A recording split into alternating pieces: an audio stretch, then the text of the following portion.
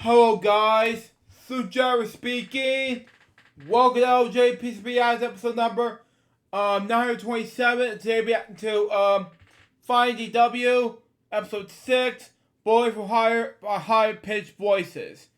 We have this begin in 5, 4, 3, 2, 1, go.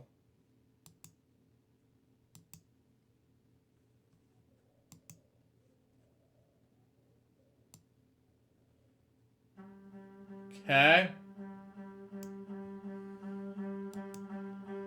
Wow. Okay.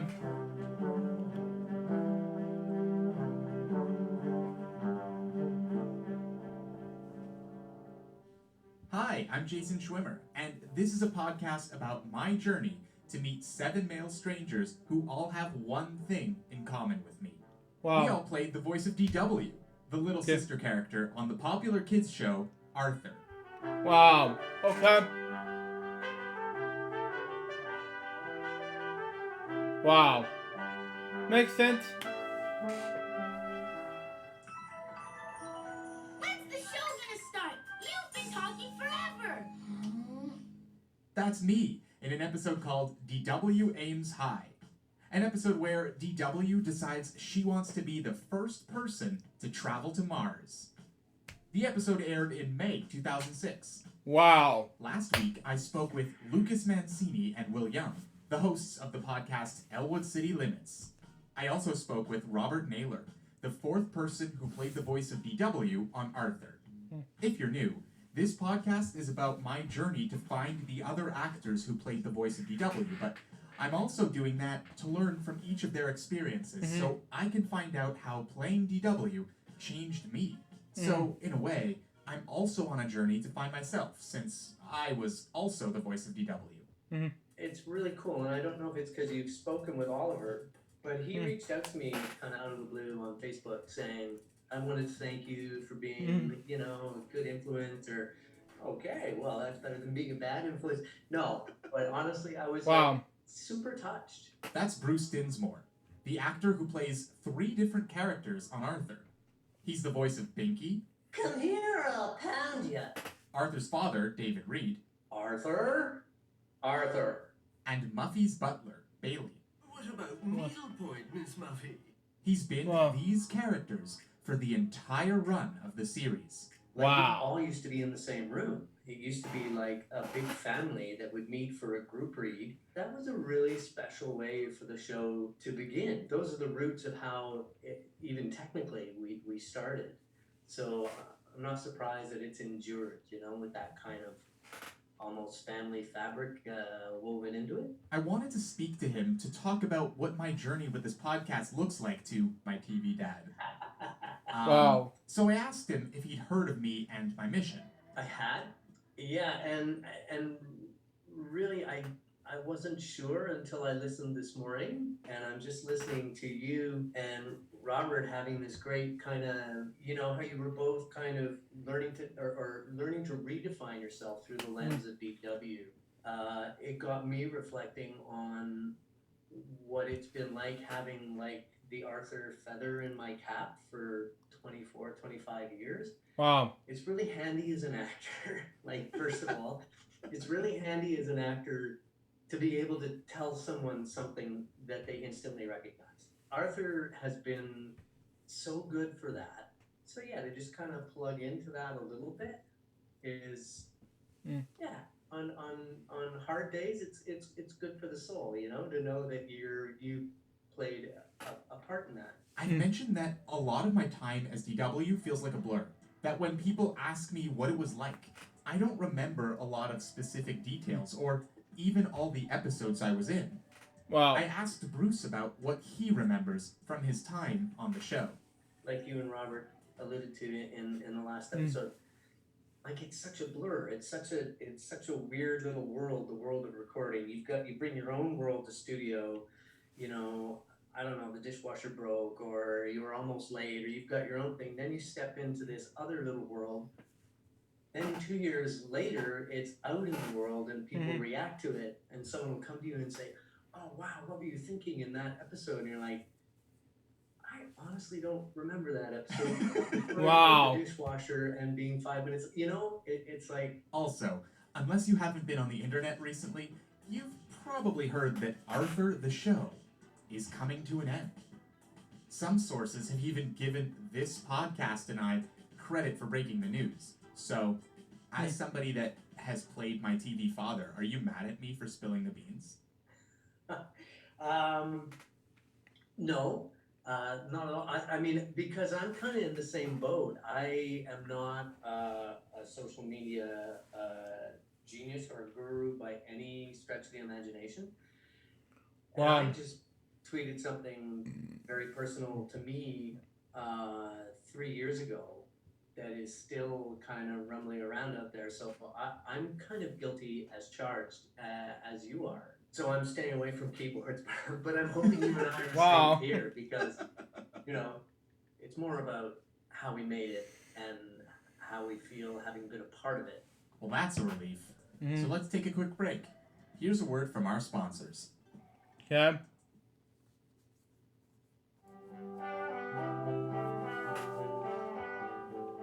Finding DW is independently produced by me, Jason Schwimmer. If you want to support the show, the best way you can do that is by checking out my Patreon. Supporters like you help me spend more time doing what I love, creating this podcast for you to enjoy. Plus, when you support this podcast, you'll gain access to exclusive bonus podcast episodes that feature full-length interviews with each person who appears on my show. Head to patreon.com/findingdw. That's FINDINGDW. No punctuation. There's also a link in the episode notes. Thank you very much. And now, back to the show. Okay. Since I was so young when I was acting on the show, there's a lot I don't remember. I never really thought about the writers who wrote the scripts I performed in until I had the chance to talk to some of them for this podcast. One of the interesting parts about talking to Bruce is he got cast on the show when he was around the same age that I am now.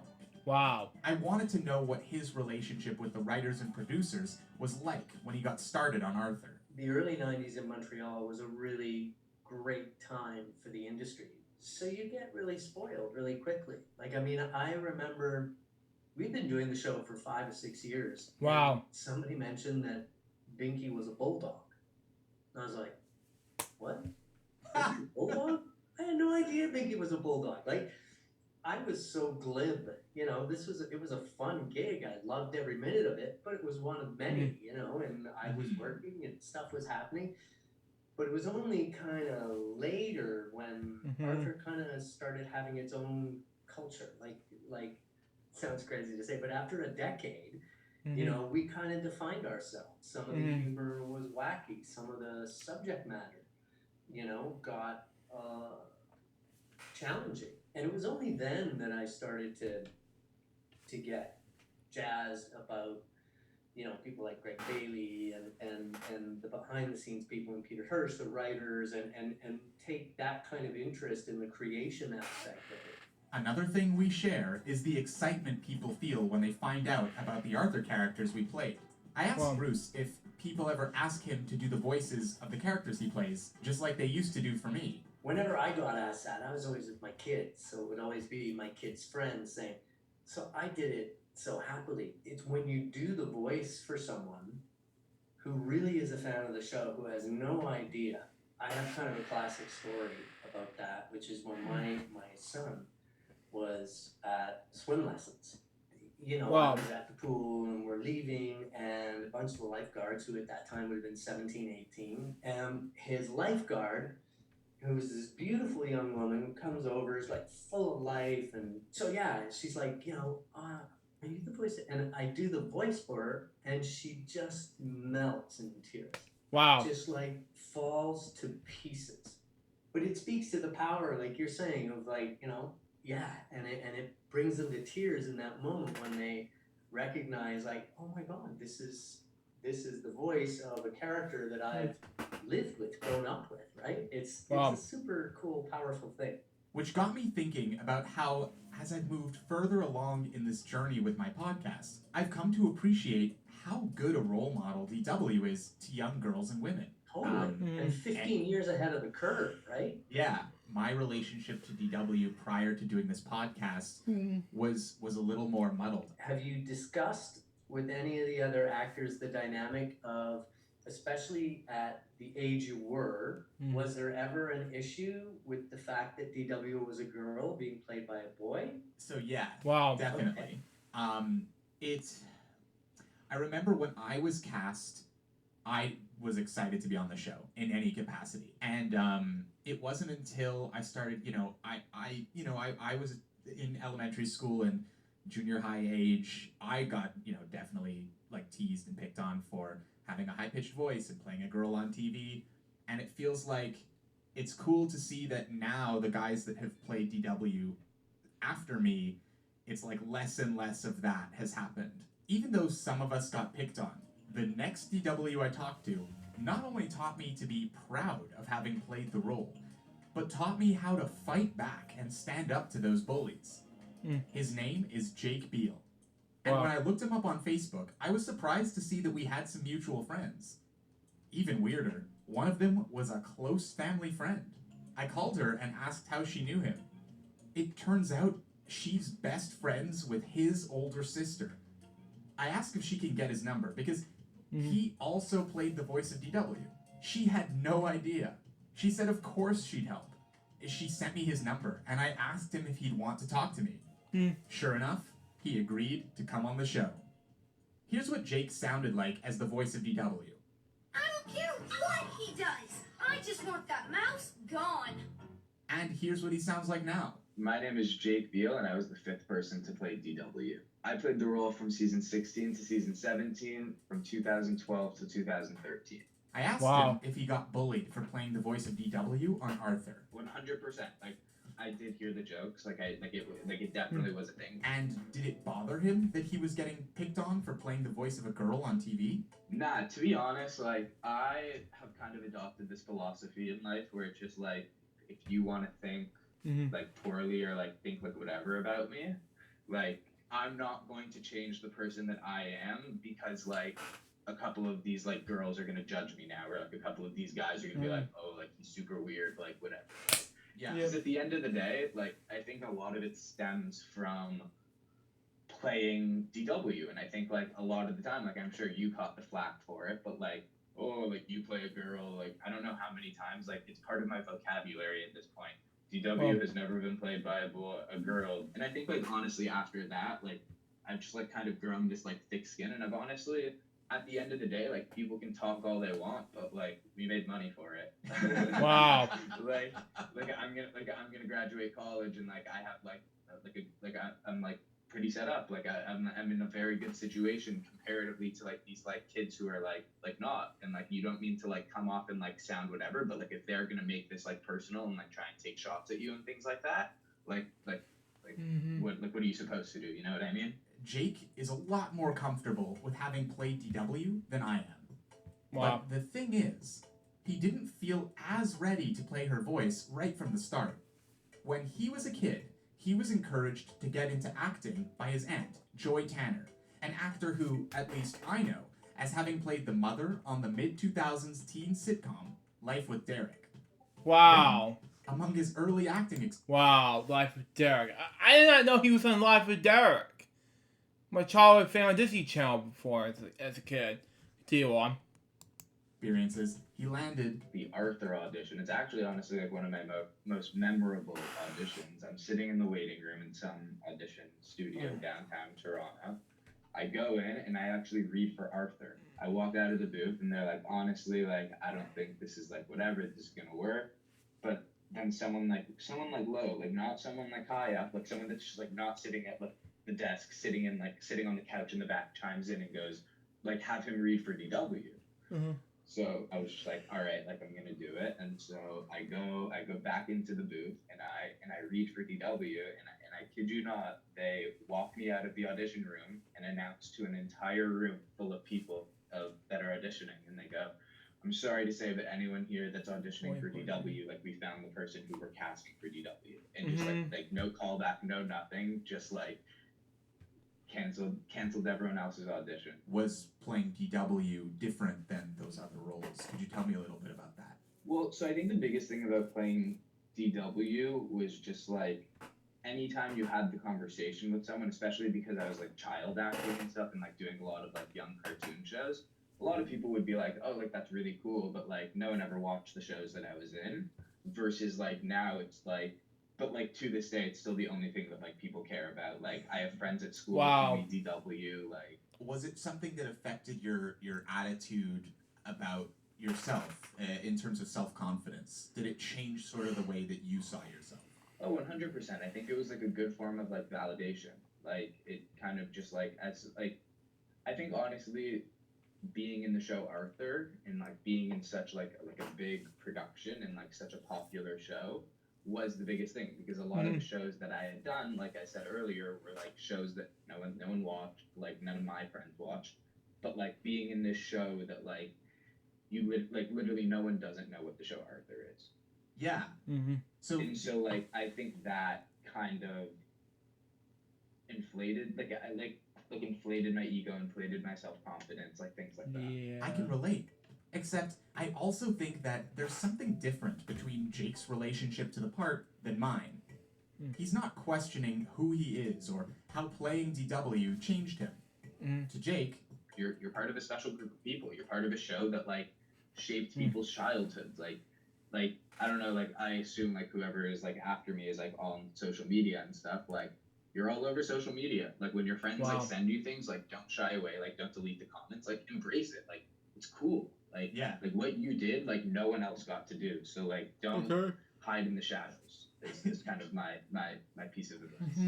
Like I want to embrace the level of confidence or your relationship you have with having played characters or sort of done this thing, like being proud of it, but not like I don't get a sense from you that you're the kind of person who like brags about it necessarily, but you're proud of it when it comes up. Yeah. I think that's really cool. Yeah, and I think that's like I guess that would be my piece of advice too. Like that has served me well. Like obviously be yourself. Like if you want to like gloat around and bring it up first in conversation, all the power to you. Like do it. Like be yourself, be your own person. Yes. But to me I have found it I think it has worked, this dynamic that I have where like I'm not gonna be the first person to bring it up. But like if someone brings it up, like I'm not gonna like back away and run away from the conversation and like deflect. Like I'll talk about it. Like has it gotten more? Do you find that as you've gotten older, your association with DW has become like something people find out more and more about? Are people more excited now than maybe they were when you were closer to it? 100%, because when I was doing it, guys were like, "You're playing a girl," versus like now, like my friends who like understand the concept of money now and like things like that, like understand that it's like, all right, like who cares? Like played a girl, like made some money, like got to do something like that no one else can ever say they do. And like honestly, it is the best. Like any interview, like anything. Like how many times have you been in an interview and they're just like, all right, like we've heard the same answer over and over and over again. Like tell us something that like no one else can do, and then you can tell them that you played an iconic character in like one of the most famous shows of all time. Wow. And so to me, like that alone is like worth it. I asked him if he feels like there are any downsides to when people find out about his past as DW.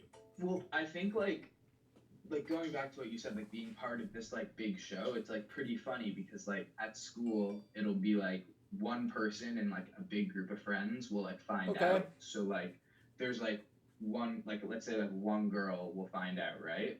And then they tell everyone, and then it's like, oh my god, like anytime like I'm in a bar, like I'll like go up to people, like someone will come up to me and they'll be like, oh my god, like you're the kid who like played DW, like, and I'm just like yeah, and they're like, oh my god, like can we take a picture? And I'm like yeah, like sure, like, and then like it's always like oh my god, like I want to get your autograph, like it's fun. Like I said before, I'm never gonna back down and be like not proud of what I did. Like I made the active choice to do it when I was a kid. Like I'm gonna be proud of it and I'm gonna like own up to it. But it like can get frustrating because like I'll be like at a bar with my friends, let's just say, and like someone will just like someone like who like I don't necessarily like care to talk to Mm-hmm. will like Do that. tap me and like annoy me and like, and I'm not trying to say that I'm just like this like some famous like person and like this doesn't happen, but I'm saying like within my bubble, like especially like at school when there's like new freshmen coming in every year, like one person finds out and then like everyone kind of like through the grapevine is finding out, and so then anytime I interact with a person for the first time, it's like, oh my god, you're this person. So it's like I have this like predisposed like personality. And I find that frustration very relatable. I've been wondering if the attention I received for playing DW stunted my emotional growth. I think people assumed things about me and knew me as the kid who played DW, which sort of got in the way of me having the freedom to explore who I am and what I want out of life. It sounds like, on some level, it was similar for Jake because of his experience as an actor.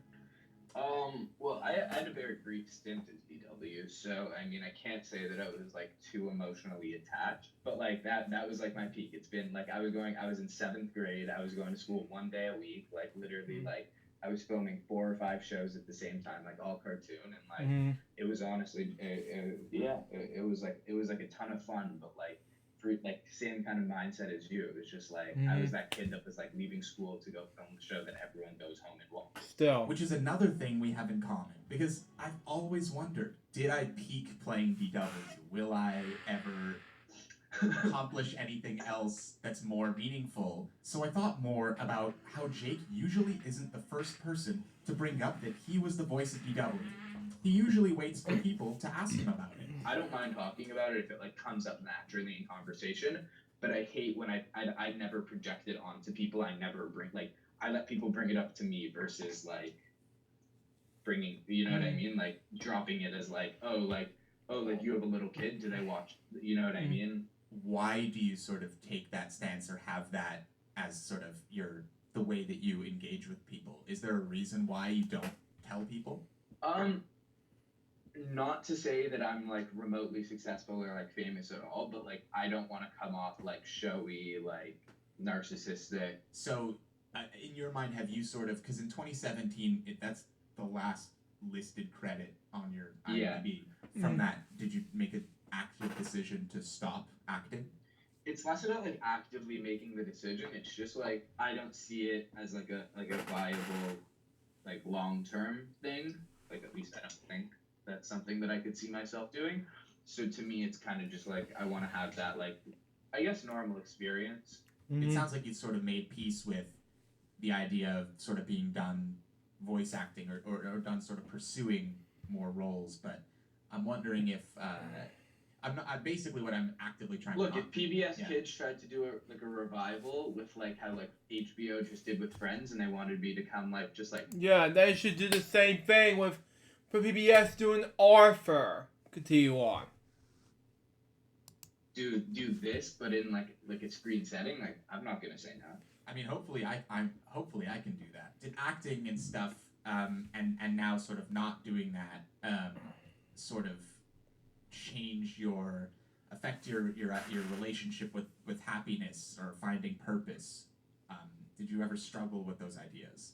I don't think so. I'm thankful that I've never had those problems. But like at the same time, like while I was doing it, it was something that made me really happy. And like when people would like come up to me and talk to me about it, and like even though like I said earlier in the interview, like I don't like when like someone like comes up to me at a bar and like does that. But like at the same time, like that's pretty fucking cool. Yeah. Like to like be approached in a bar What and is he been saying? like, oh my Hang on. god. No, like I said earlier in the interview, like I don't like when like someone like comes up to me at a bar and like does that. But like at the same time, like that's pretty fucking cool. Yeah. Like Yeah, very discretion advised, ladies and gentlemen. Continue on. to like be approached in a bar and been like, oh my god, like you're so and so. Like you don't know this person, like they know nothing, you know nothing about them, but they know everything about you. And to me, that's really really cool. So what do you see yourself doing in the future? I think that's like kind of like the nice thing about like where I am in life. Like I'm still very young. Like I'm still 19 years old. Like I honestly don't know. Did playing DW specifically change you? For sure. Like 100% it did. Uh-huh. Having this like almost like bigger than life role. Like like obviously like that sounds like super cocky and like whatever that I'm like talking about a show that I was in is bigger than life. But like Wow. like every single person knows that show. Like to this day they're not making episodes, it's on 4 times a day. Like Yeah. it is constantly being memed and brought up in social media, like and like things like that. And like I said, like it's given me this kind of like thicker skin because like there was a span of time where like I wasn't necessarily not proud to be DW, but like people didn't view it in like a holistic way, and like kind of people saw it as like this like, oh, like you're weird, like you're playing a girl thing. And I think that gave me thicker skin and has made me like a way better person to this day. And I think it is something that I'll carry with me for the rest of my life. Returning to Bruce, I am trying to just come to terms with how DW is, fits into my identity. And having played, David Reed and Binky and now Bailey, do you ever have an existential crisis about what that means and how that's affected your life? I think going back to a question or something you alluded to earlier about being, older when I started and having the luxury of starting at the beginning and going all the way through to the end, I kind of had an identity as an actor, at least in my brain. I mean, at least when I started this, I had done feature films and I had done TV. Wow. And I had trained as an actor at the National Theatre School, blah, blah, blah. So I kind of had an idea of myself as an actor prior to this. So I have that advantage over perhaps you and your youth in starting on the show, and that I kind of had an identity. But again, who knows, right? Like, yeah, maybe hopefully in like 50 years when 105-year-old Canadian actor dies, voice of Binky, I don't know, that might be my epitaph. Who knows? Would you be okay with that? Right now, no, because I would like because I'm still at a point in my life where I'm still ambitious, and I would still envision there being things in my acting future that would eclipse Arthur. No offense to Arthur, or no offense to Binky, but if push came to shove and that was it, and let's be fair, we're talking I'm 105, I get another 50 years here. Yeah, I'd be all right with it. Yeah, I think that makes a lot of sense, and it's really cool to hear that from you, who spent a lot more time with the show and with those characters than I have. That's something you still think about. That no offense to that show, but that there can still be for yourself more that you can bring to the table that would satisfy your own desire to work and be creative. Because that's sort of, I'm not at the end of my road with this thing, but that's sort of where I'm at now. I've sort of come to terms with, yes, this was this big thing I did in my life, and maybe it will be the biggest thing. It will be, yeah. But now I've really made peace with the idea that, let me finish my life first, and then at the end I'll look back and worry about, was that the biggest thing, and whatever.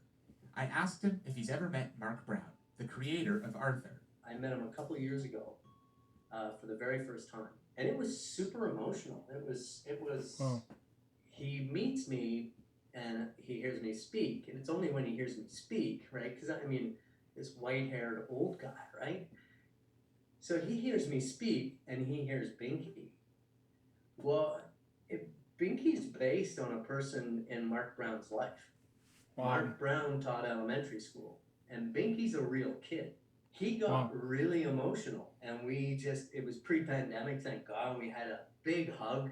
And he's all teared up, and I'm all teared up, and it was just, it was really cool because I had gotten to embody this character that actually lived and walked in Mark's life, right, and occupies a space in his brain. It was super powerful. I can't even imagine what he must feel like looking at the show and its impact now. Totally, and I think that's why that moment was so powerful, was because, by extension, my voice is indelible to the image and idea of Binky, and so too are Mark's words, right? So for us both to have known one another in that kind of like super symbiotic kind of intimate way through the work, to finally meet face to face, person to person was yeah, it was overwhelming, but in a really good way, you know.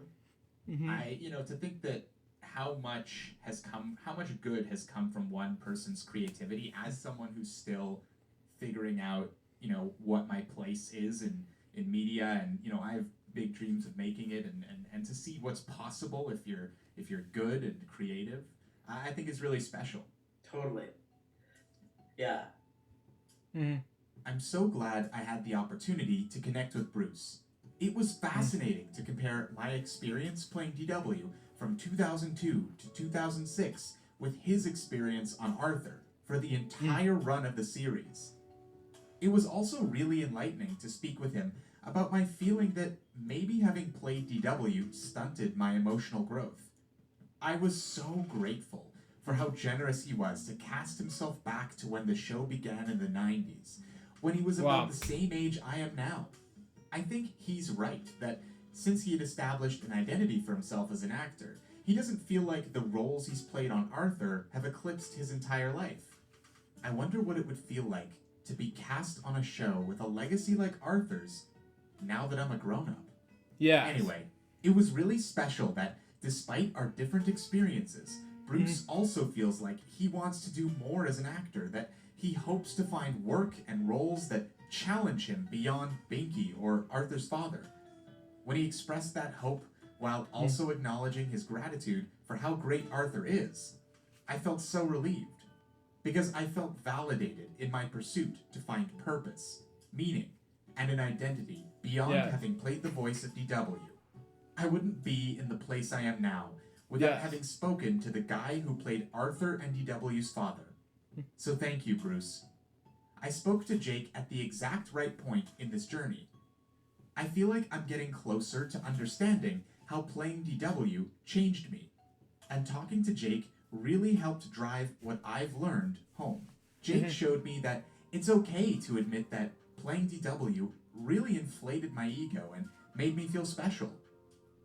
He also shared that he too experienced bullying for playing the voice of a girl, but for him, there's a much firmer and more confident stance to take in those situations. Jake's perspective taught me to further appreciate just how cool it is that I got to do something that only 7 other people have done, and not to shy away from that fact when people ask me about it. It might not seem like much, but I really have been thinking about Jake's confidence since we spoke. Yes. Now, I'm even more ready than I've ever been to dive deeper into how playing DW fits into my identity. After speaking with Jake, I'm continuing on this journey more determined than ever. Thank you for inspiring me, Jake. And that's that. Jake was the 5th person to play DW, which means we're getting pretty close to the end of the mission I set out to complete. I think I've got a handle on how to track down the last 3 guys who played DW, but if this process has taught me anything, it's that there's a lot more to this story than I thought. So I hope you'll stick with me, because there's so much more coming up, including a potential mysterious voice actor that even surprised me. But I'll tell you about that another time. Thanks for listening. This podcast was made possible in part from contributions through Patreon from listeners like you. Thank you, Blendy, Quinton Reviews, Sam Brodaddy, and Alex.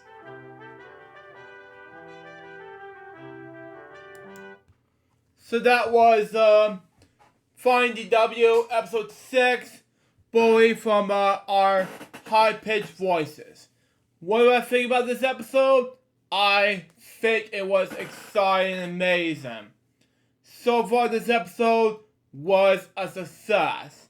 And that was LJPCBM episode number 927. Hope you enjoy it. Stay tuned for the next one. It's going to be LJPCBM episode number 928, which will be about Finding DW episode number 7, Ball's Life. Until next time, Sue Jefferson bought a piece of paper.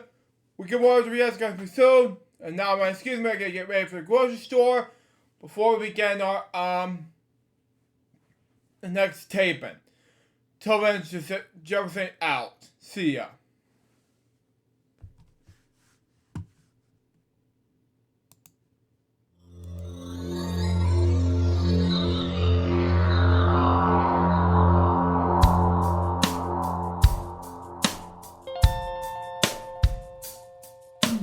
Given unto me this life I'll never take for granted, and given all the time I failed to really understand it, I never sought to meet the maker of reality, the one who gave the life that which is always happening.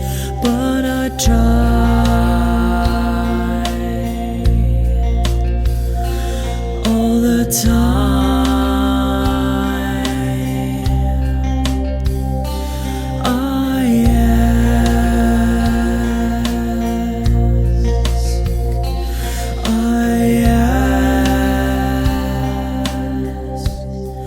Why me? Why was I the one to see things as I do under the moonlight and the sun?